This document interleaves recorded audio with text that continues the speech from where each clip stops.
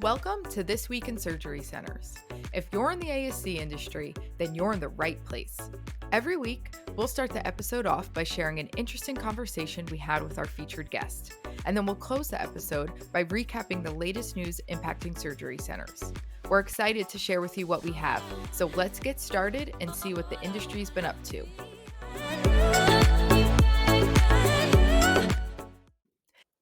Hi, everyone. Here's what you can expect on today's episode. One of our favorite returning guests, Maura Cash, is here today to talk about OAS-CAHPS. So I know there is a ton of OAS-CAHPS coverage right now across the industry, given the 2025 mandated deadline.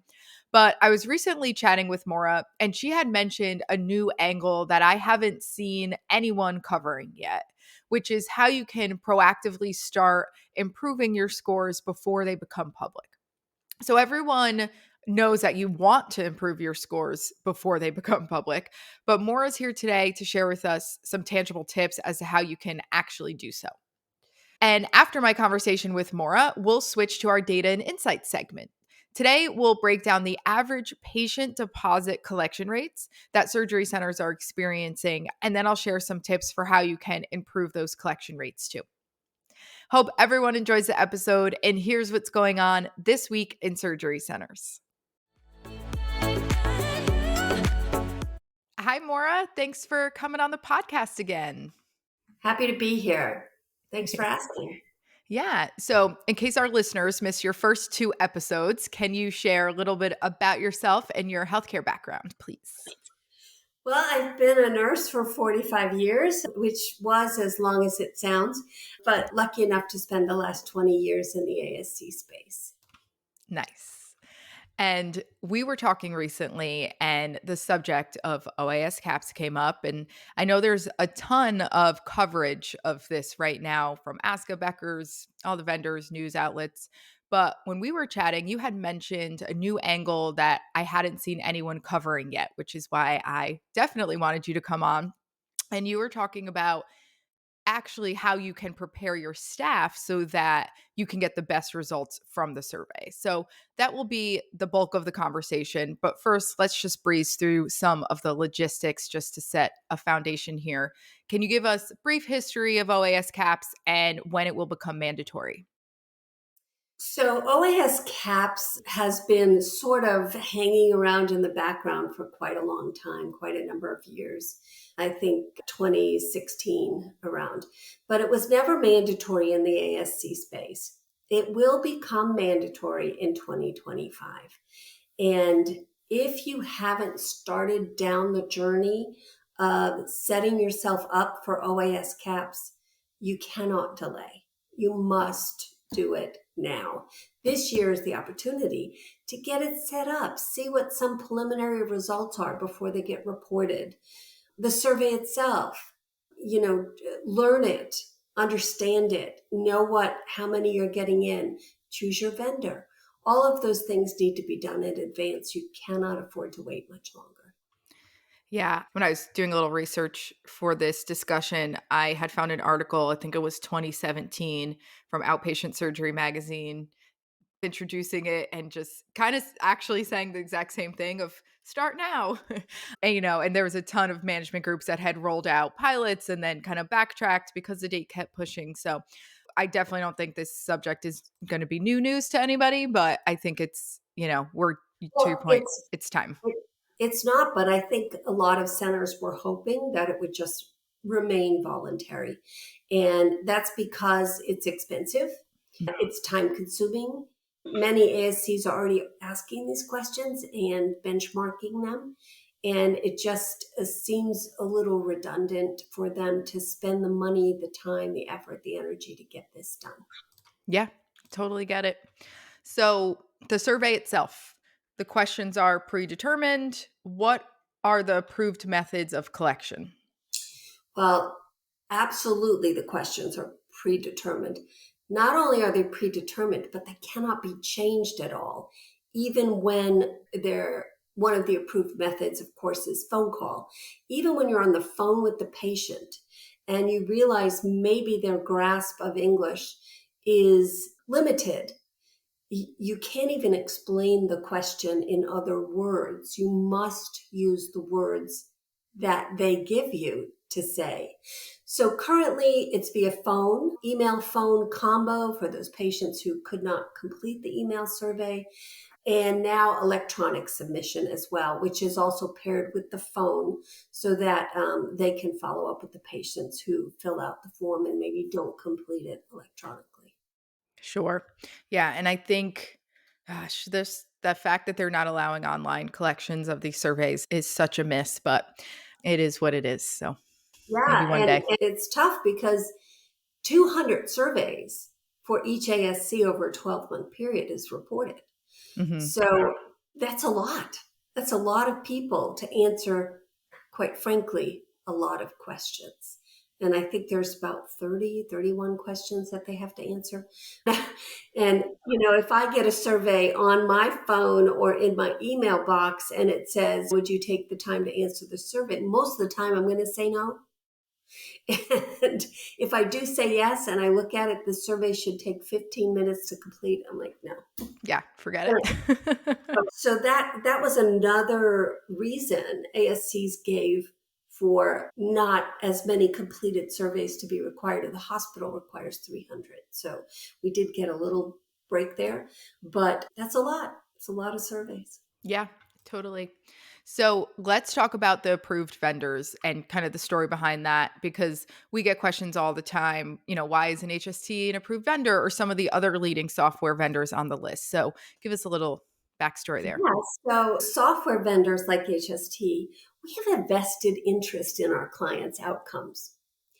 Not that we would skew the results, but the ability and the possibility to do so is there if we were to be administering the survey that we're then submitting. So in order to remove all opportunity for impropriety, it is a third party, non-biased survey specialists that are vetted and approved by CMS to administer the survey. And that's who you must use. In addition to that, which our clients probably don't care so much about, it would take an entire new division of HST, of phone call people, email people, statistical people to submit, gather, and put all that data in the proper format for CMS. So we currently focus on the software for the ASCs that they're going to use in the day in the life of the patient from soup to nuts. So the software vendor must be a third party, non-biased individual. So HST and companies like HST, we just don't qualify. Yep. Yeah. And that makes a ton of sense. And we'll include the approved vendors list in the episode notes. I think obviously Press Ganey is the most popular one, I think, but I think there's 16 on there the last time I checked. So there are And they options. all have different prices, and it behooves you to find out what they're going to give you, what their price is, and can you add some of your own questions, which will eliminate your need for a post-op survey at your center. That kind of information that you collect on most of your patients, you might be able to put out into their survey. Of course, it makes the survey longer, so that's a catch-22. But you have to remember that this is thrust upon us and we have to follow the rules for it. Yep. And speaking of, if you do not follow the rules, what is the penalty for not reporting or participating? So there's a 2% Medicare payments for each year the center does not report results. And that's true for all of the quality measures. So if you don't report this year, you'll get a 2% cut in your Medicare payments. If you don't next year, you're up to 4%, 6%, 8%. It doesn't stay at 2%. It's cumulative. So if your center has a very small Medicare population and you would rather take the small cut and pay the fee for a vendor to administer the survey, that's an internal financial decision. And I encourage you to look at it. I mean, if you're a cataract center or an eye center, majority of your patients are Medicare. It would not behoove you to miss this study.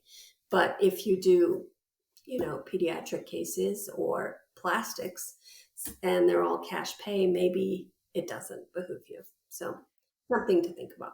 Yeah, no, that's interesting. Okay, let's talk about improving the results now. So, we mentioned it a little bit earlier, but what are the benefits of starting ASAP and before it's required? Well, for one, you get an idea of where your center is lacking in that patient experience. So you can improve it before it's reported and then made public. That's kind of a big win. You're able to get the survey results as soon as you start it and set it up.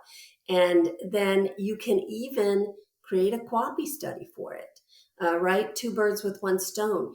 So if you find out that you have a problem with a patient experience question, you can work on improving that so that when it is reported, you've improved it, but you also have a QAPI study for this year. So that is super helpful. It also introduces the study and the verbiage and the results of what they look like to your team.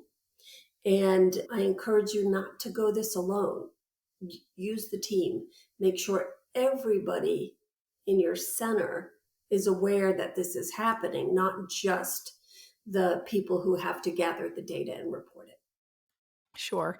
Yeah, I wish I remember the center, but when I was doing some research, I was reading about a surgery center that has started early and they realized they were having a lot of issues with their discharge instructions, which they weren't even really privy to. So they were able to fix those discharge instructions and improve before it went public. So, Exactly. yeah. Exactly. And I think it's interesting too with the survey how many questions have to do with the patient experience outside of the surgery center. Like I feel like we're always kind of hyper focused on the moment they arrive to the moment they leave, but there are so many questions that have nothing to do with them inside your walls.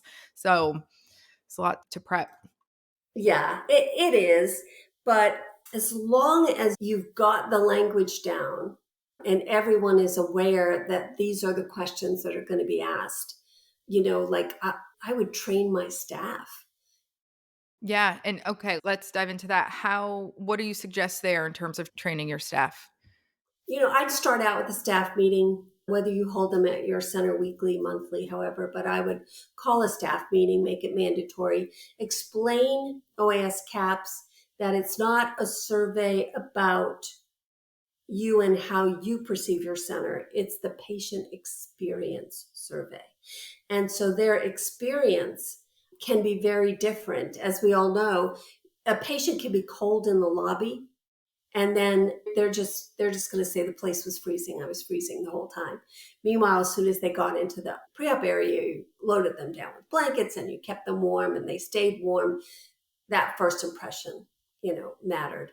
But I would set that first meeting. I would make sure all the staff, the anesthesia, the surgeons, the providers have a copy of the questions and let them take the survey as if they were going to be a patient and see what they think of themselves. I would let them take it and understand the whys and hows of the survey. And then the most important thing to me, which was shared to me by another nurse colleague actually at an association meeting, is that she had to revamp the way their nurses and their staff ask the patients how they're doing, right? So if they read the questions, then they understand how that question will be phrased. And they're able to say things like, instead of going in and saying, "Hey, Erica, how you doing? You doing okay?" And you say, "Yep, I'm doing okay." The survey doesn't ask, "Did the staff ask you if you're doing okay?" Right? The survey asks, "Was the staff within the facility courteous and provided you extra care and explanations?" Like the word courteous, I know that word, you know that word. Does somebody whose English isn't a first language for them understand the word courteous?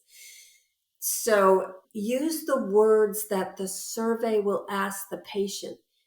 Were you given instructions specifically about nausea and vomiting? We all give them discharge instructions, but do we stress the words that they're going to be asked about bleeding, infection, nausea and vomiting, pain. We all address that, but maybe bold it in your instructions. Maybe go over it pre-op when the patient is awake and alert, because giving the instructions to the significant other doesn't really help because they're not taking the survey. So you have to keep in mind when is best to give the discharge instructions, when it's best to explain to the patient what their journey through your center is going to be.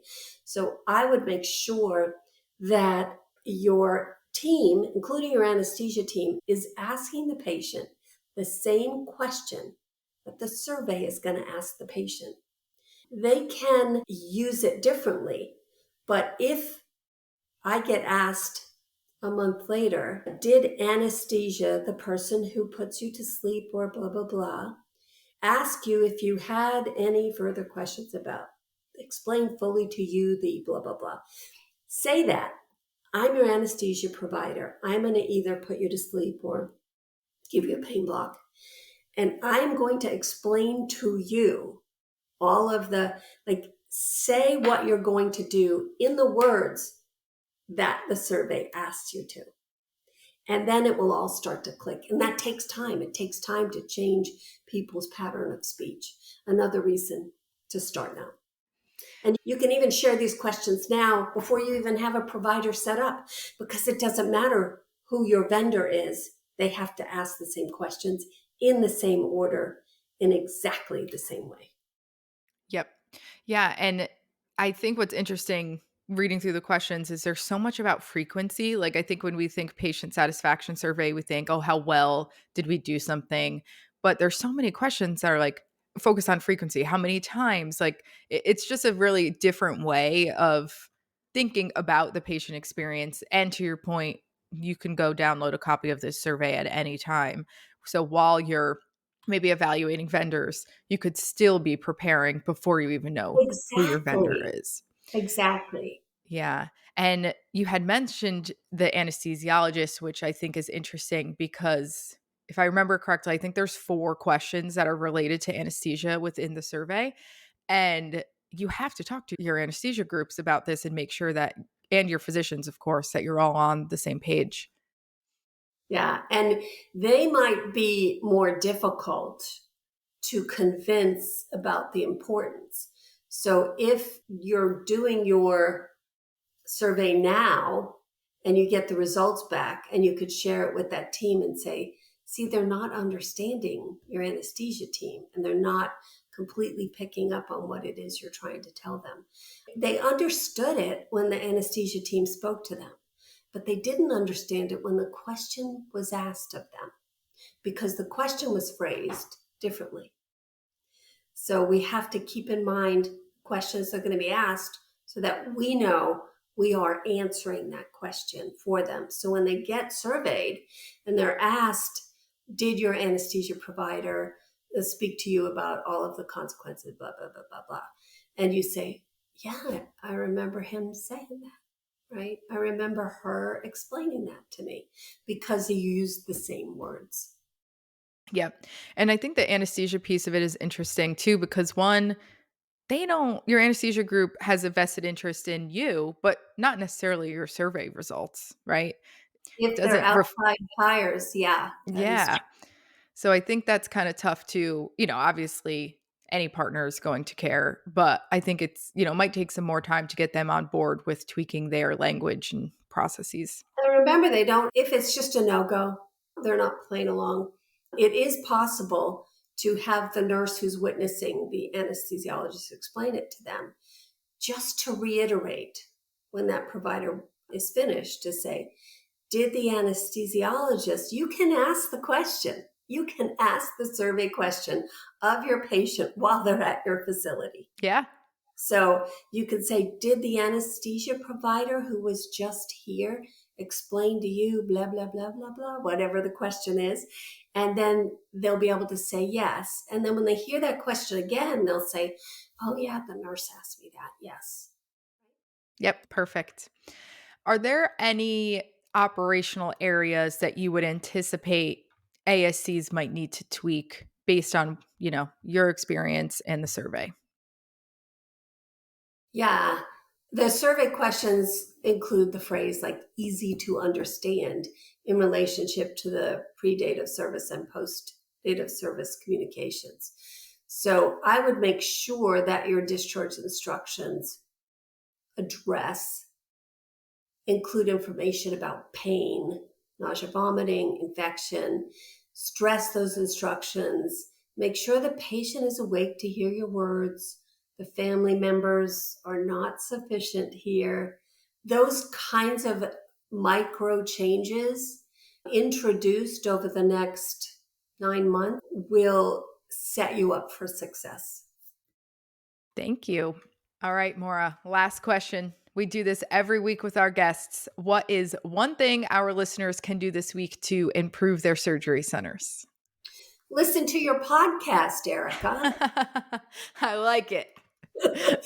Well, all I can say is keeping in line with the OAS-CAHPS, many of us are not happy with the burden both financial and education will incur with this survey. But we need to look at the silver lining. Learn what you can, then use it to improve the patient experience at your center. Because while CMS is focused on collecting data for the patient experience, the center is focused on the actual patient experience. So use the data. Don't just, oh, we have to sign up for the survey. Okay, we picked this vendor and they're going to do it. And then they're going to send in the results and that's great. We're done here. Use the survey results to make incremental changes so that your patients always walk away saying, that is the best procedure I've ever had. And there are good and there are bad, and there are levels of good and bad. And as long as you are eking your patients up the chain to the best level that you can be, I think that it's a win. That is great advice. Thank you, as always, for coming on, Maura. We appreciate it. It's a pleasure, Erica. Welcome to Data and Insights, where we turn data into dialogue and numbers into narratives. As you probably and hopefully know by now, HST Pathways released a State of the Industry report late last year, highlighting best practices, key process steps, and KPIs for every step of the patient journey and for nearly every recurring administrative duty. Most importantly, using our own unique data set from our clients, we were able to extract data points so that anyone in the industry could compare themselves to their peers. Two disclaimers: we only pulled data from clients who gave us permission, and we omitted any extreme outliers. So, after analyzing data from over 450 ASCs across the country, we determined that a typical ASC only collects 53% of expected patient deposits at the time of service. And just to clarify, that doesn't mean they collected 53% of the total owed amount for their procedure, just 53% of what they would have expected the patient deposit to be. Our analysts derived this metric by simply dividing the actual patient deposit collected by the expected patient deposit. So, why does this data point matter? Why is this important to track? Effective deposit collection is a critical component of the revenue cycle. The more you can collect upfront, the more you can reduce your outstanding balances, minimize bad debt, reduce the amount of time you have to spend on the back end following up with patients, minimize the number of patients you have to send to collections, and just save yourself so much headache. The list goes on, but obviously collecting as much that you can before the procedure even happens is critical. So, how can you improve your patient deposit collection rates? The financial aspect of a surgery often causes just as much anxiety for patients and their families as the procedure itself does. Trying to navigate the complexities of how much insurance will cover, what will need to be paid out of pocket and by when, hoping surprise bills don't show up weeks or months later, it's all extremely daunting and overwhelming for the average consumer. So, the key to this is providing patients with an accurate financial estimate as far out from their date of service as possible. As soon as you have that scheduled case, an estimate should go out as soon as you possibly can, same day, 24 hours, however quickly you can get it out. This allows the patients to plan better and prepare, and it also enables them to trust you, which is the second key to this. So I think the two main factors, or there's kind of three, but two for now, are providing the estimate as soon as you possibly can, far as advanced out as possible, and then building that trust. It's really the trust that is key to all of this. If they don't trust the estimate that they receive and they don't trust you, they are way less likely to pay. So, sending the estimate via text, email, or discussing over the phone will allow you to build trust, collect more upfront payments, reduce last minute cancellations, and improve patient satisfaction scores. And speaking of patient satisfaction scores, questions related to finances and payments are often the lowest scores that ASCs receive. And with OAS-CAHPS coming down the pike, which we just heard from Maura earlier in the episode, you need to have full transparency with your patients and have your collections workflows buttoned up.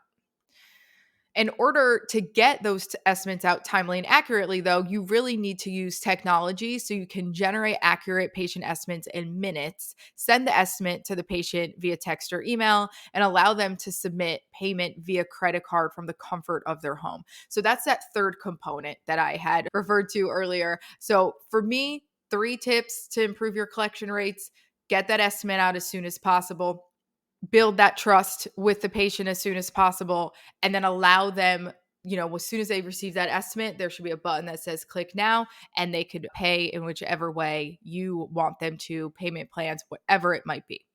And also, I think it's really important that estimate and the conversations that you have with your patients are super easy to read, devoid of any medical jargon as much as possible, and include a very clear breakout of payer versus patient responsibility. And hopefully you all already know this, but as a rule of thumb, a patient should never hear what they owe for the first time when they walk in on the day of surgery. This will not only increase patient deposit rates, but will foster trust, avoid surprise billing, and contribute to an overall positive experience. You can get those satisfaction scores up. So, if you're interested in more data points and use cases, subscribe to our podcast so that you don't miss any upcoming data segments. Or you can always head to our website to check out the full State of the Industry report to get your hands on even more data. And that officially wraps up this week's podcast. Thank you, as always, for spending a few minutes of your week with us. Make sure to subscribe or leave a review on whichever platform you're listening from. I hope you have a great day, and we will see you again next week.